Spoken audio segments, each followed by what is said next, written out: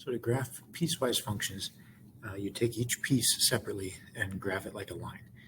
So you got this f of x is equal to, there's one piece and there is another piece. Each of these pieces we can think of as being is equal to y, and then it's just a regular line. Now the condition over here, this x is less than -2 and x is greater than or equal to -2, that will give us a boundary. So the boundary comes from these numbers here. So I'm going to draw a vertical dashed line through x equals -2.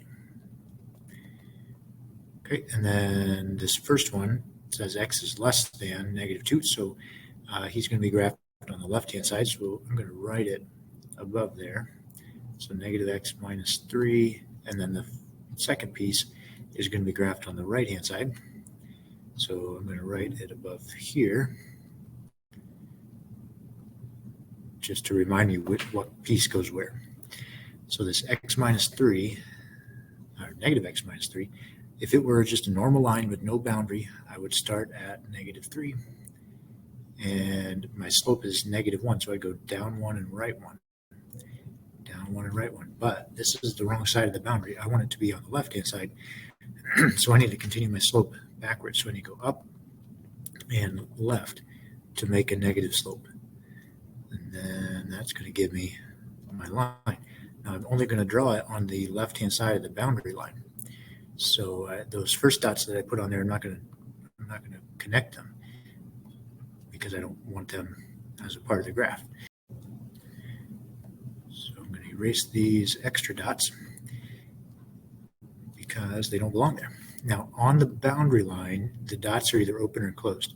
Now this first one, the sign, let me erase some of these marks up here as well.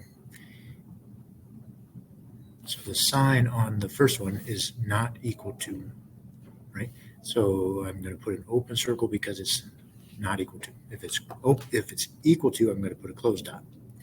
So the second one is going to be closed. Okay, so now I'm going to graph the second piece.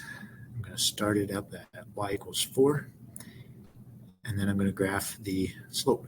So it's going to go up 2 and right 1, and this is on the correct side of the boundary line. So I'm going to continue the slope backwards until I hit the boundary, and I said it's going to be closed because it is equal to. And then I'm not going to go past the boundary. I'm just going to connect my dots on the right-hand side of the boundary. And there you go. So you just graph the correct piece on the correct side of the boundary line.